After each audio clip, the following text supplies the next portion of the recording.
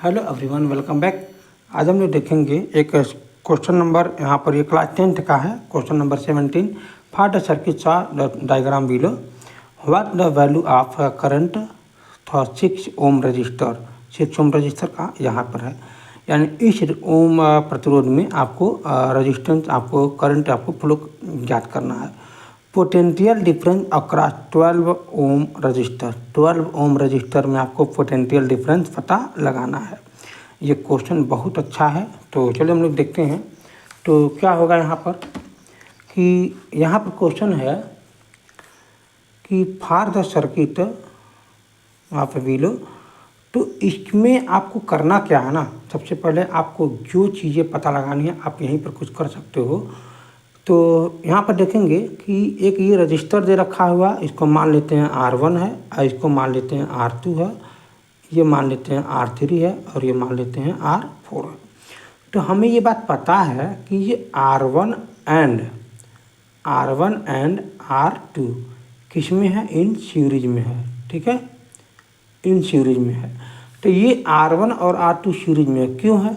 क्योंकि R1 का ये प्लस और ये R2 का प्लस, R2 का प्लस R1 के माइनस के साथ जुड़ा हुआ है, इसलिए ये सीरीज में है।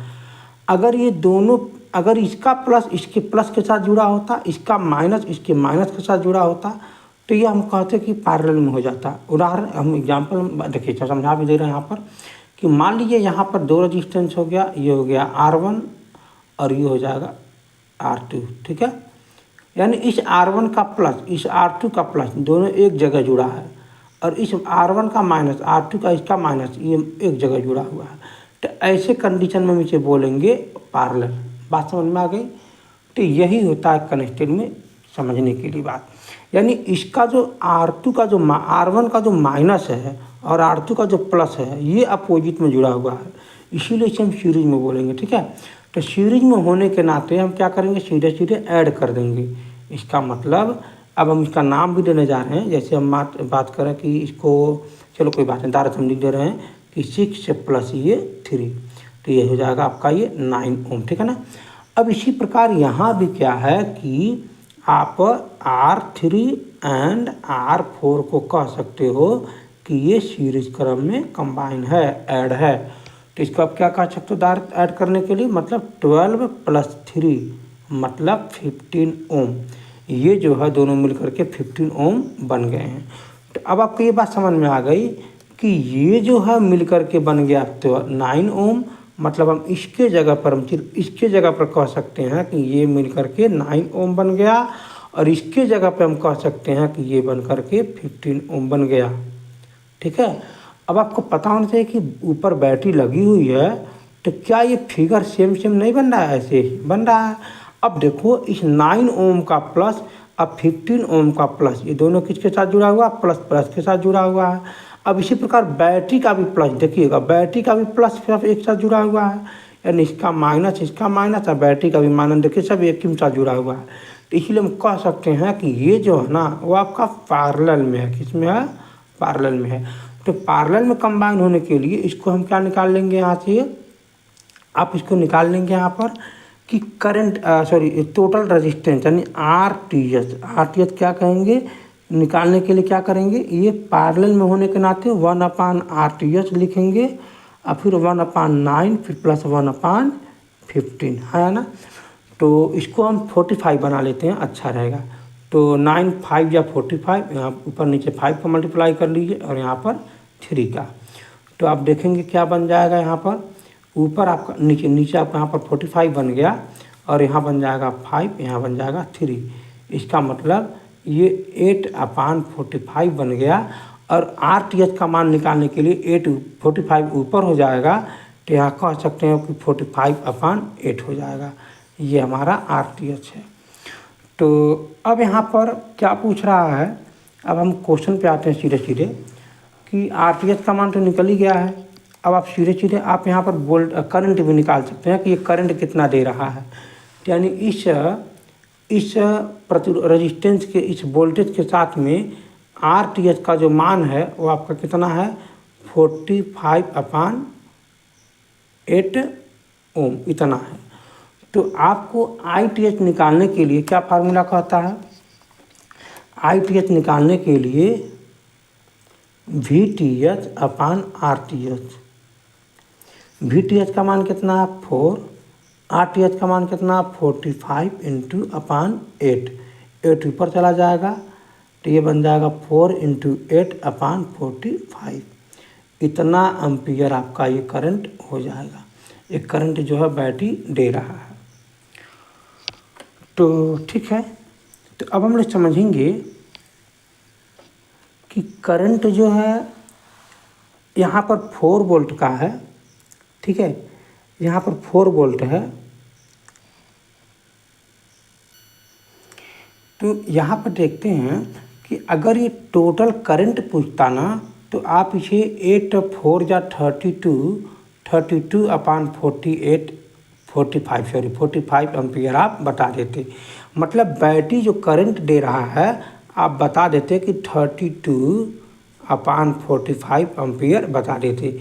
और बैटरी में कितना रजिस्टेंस का प्रतिरोध जुड़ा है आप ये बता देते कि 45 अपान 8 ओम प्रतिरोध टोटल रजिस्टेंस जुड़ा है।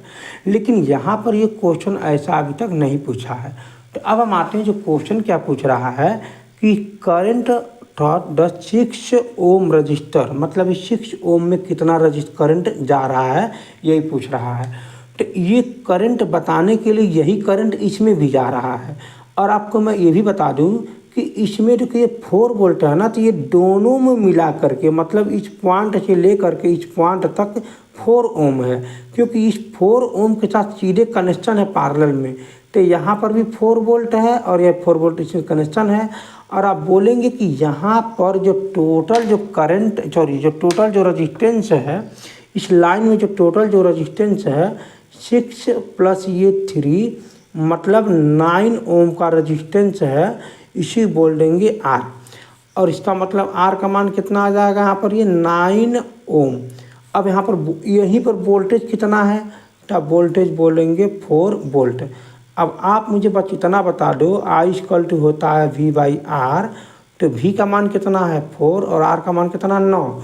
यानी इस रजिस्टेंस में करंट इस वाले में प्रतिरोध निकालने के लिए, इसमें धारा निकालने के लिए जो V का मान है आप बताओगे V का मान 4 है और R का मान कितना है 9 है।